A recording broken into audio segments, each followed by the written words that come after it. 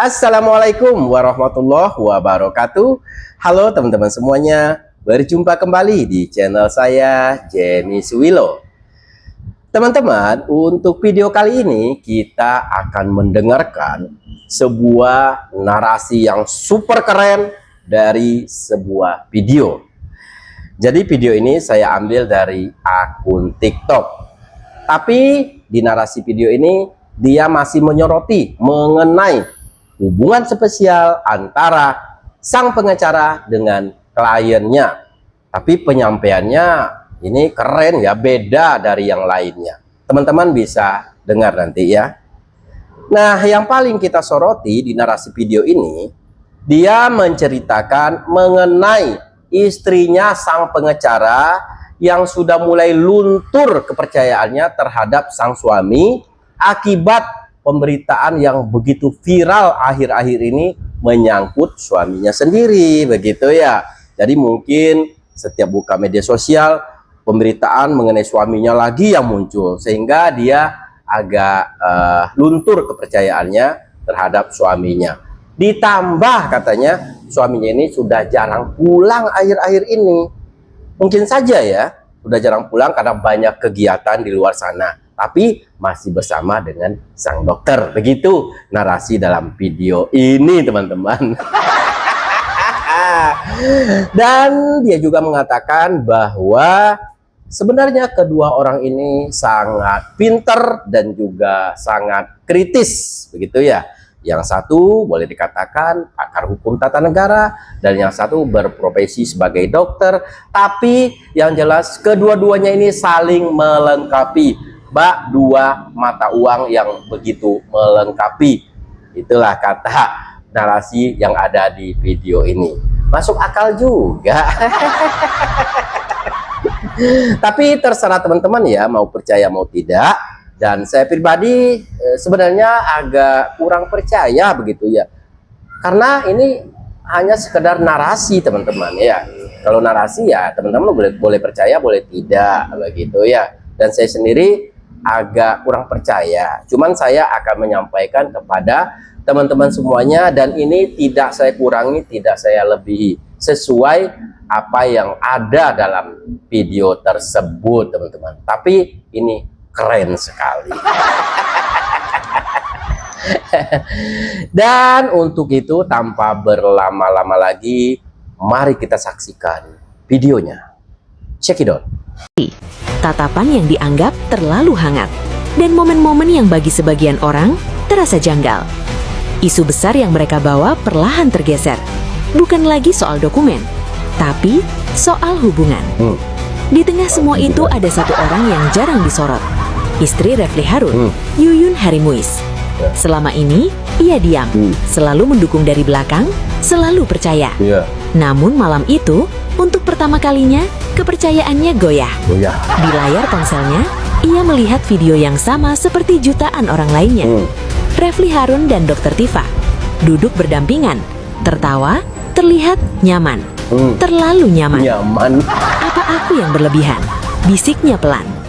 Hari-hari berikutnya berubah.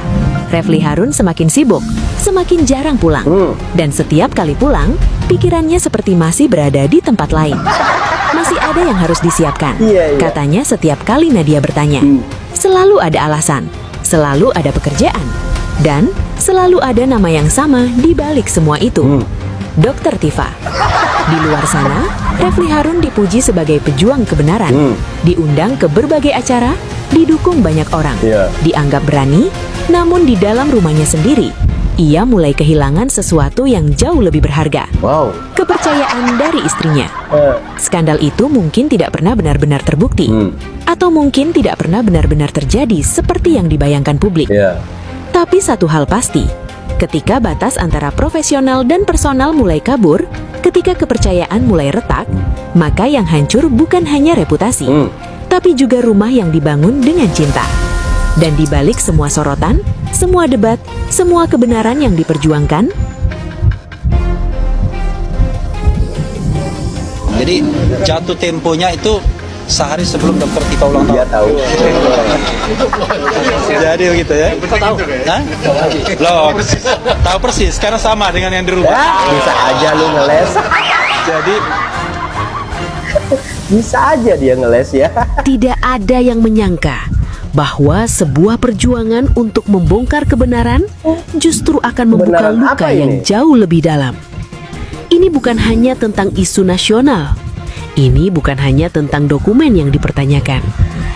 Ini tentang kepercayaan, tentang batas yang dilanggar, Ya. dan tentang sebuah rumah tangga yang perlahan runtuh di tengah sorotan publik. Nama Refli Harun bukanlah nama asing. Ia dikenal sebagai pakar hukum yang tajam, berani, dan tidak takut menghadapi siapapun. Ketika isu dugaan kejanggalan dokumen seorang tokoh besar mulai mencuat, Refli Harun adalah salah satu orang pertama yang berdiri di garis depan.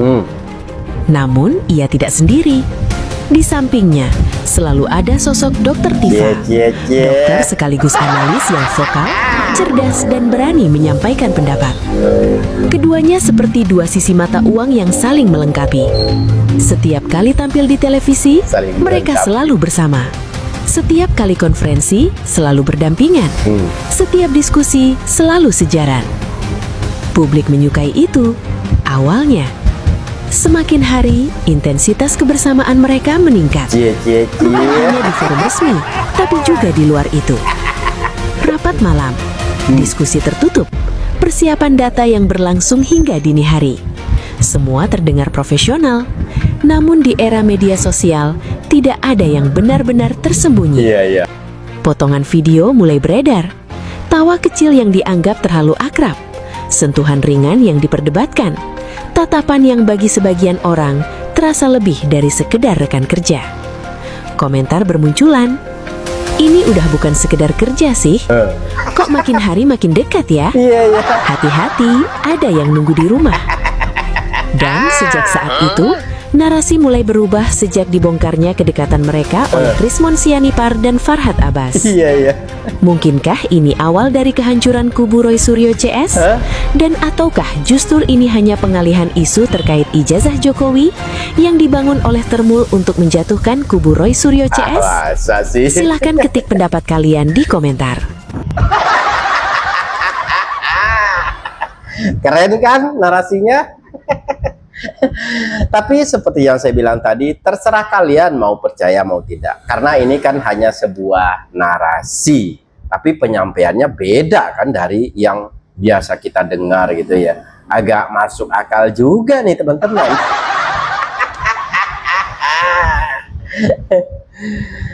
Dan di penghujung video saya akan putarkan ini, jangan percaya ya, ini adalah versi AI mengenai kedekatan mereka ini.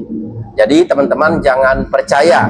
Ini saya tampilkan karena agak lucu gitu. Begitu lucu, ini netizen kita ini super kreatif ya. Jadi kalau ada yang viral, mereka selalu berbondong-bondong untuk membuat sesuatu yang kreatif mengenai hal yang viral tersebut. Nah, jadi ini ada beberapa video, ini juga dari akun TikTok ya, bukan buatan saya sendiri, tapi ini versi AI. Nah, teman-teman jangan pernah membuat sesuatu yang negatif ya, berdasarkan aplikasi AI itu jangan. Jadi AI itu sebenarnya digunakan untuk hal-hal yang positif aja, jangan ngikutin orang-orang yang seperti ini. Nah, saya akan tampilkan video-video versi AI, tapi teman-teman jangan meniru ya. Ini masih menyangkut kemesraan antara sang pengacara dengan kliennya ini ya. Tapi ini versi AI ya. Kalau yang tadi narasi. Nah, untuk terakhir saya akan tampilkan begitu. Tapi mohon jangan ditiru ya. Dinikmati saja. Karena teman-teman juga jangan ikut-ikutan membuat versi AI yang ke arah yang negatif. Jangan, ke arah yang positif boleh begitu ya. Nah, untuk itu teman-teman, tanpa mengurangi rasa hormat saya akan putarkan video versi AI-nya. Check it out. Sepertinya hubungan kita sudah diketahui anak Abah. Bagaimana kalau kita kawin lari saja?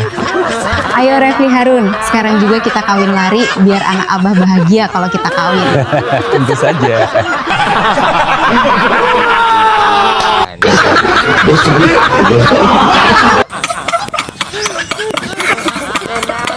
Itu gimana prosesnya biar kita satu-satu? Di memeknya yang jenis krim itu ya, krim itu kamu ambil, oleskan di memeknya, nggak usah tunggu lama-lama, langsung cuci aja. Ini untuk apa? Untuk memek Beb, untuk memek ya, untuk perawatan memek biar kenceng, biar padat, biar ketat gitu memeknya ya.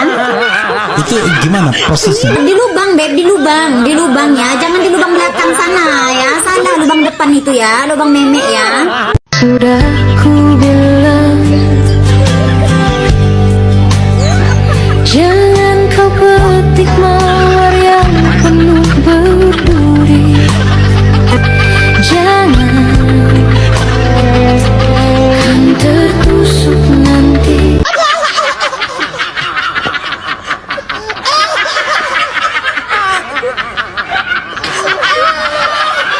Berulang-ulang-ulang.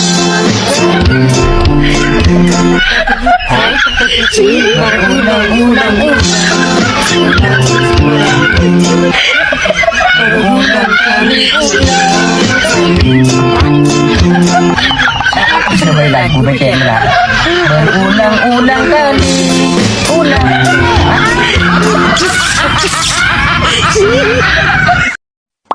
Lirikan matamu menarik hati. Enggak 22 tahun juga kali ya. Seperti yang dikatakan Prof Mening ya. Saya bisa cek nanti umurnya berapa. Saya mau bilang closing statement dot. Closing statement dog. Ya oke. Nah saya kan sebagai warga negara yang ramah, yang santun, tidak sombong, pandai menabung, baik budinya. Oh, artinya. Pokoknya intinya minta izin ya. Saya baru tahu konco itu ternyata kamu inggil. Saya pikir konco itu bahasa prokem. Ada rencang aja, tapi lebih tepat konco sih. Oh, oke. Berakhir sudah impian cinta, tinggallah puing-puingnya.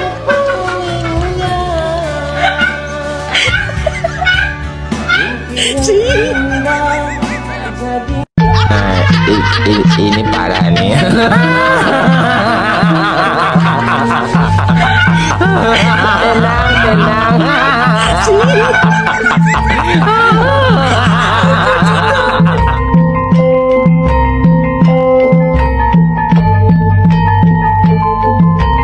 Halo, Mama Diva.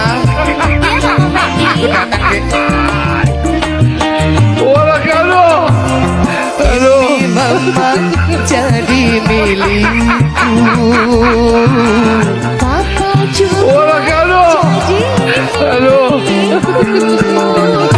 Kita tempuh hidup yang baru. Mata lupa.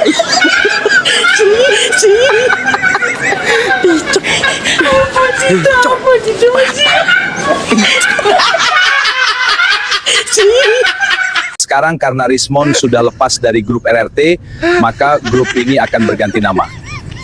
Enaknya apa ya nama yang keren untuk Pak Roy dan Bu Tifa? Pak Roy Sableng, Bu Tifa Mania. Oke, ada lagi? Aku milih nama yang terkenal saja dan mudah diingat. Iya benar, yang sudah umum dan terkenal sehari-hari ya Tifa. Bagaimana kalau nama grup Roti Roy Tifa? Hidup roti, roti. Hidup roti.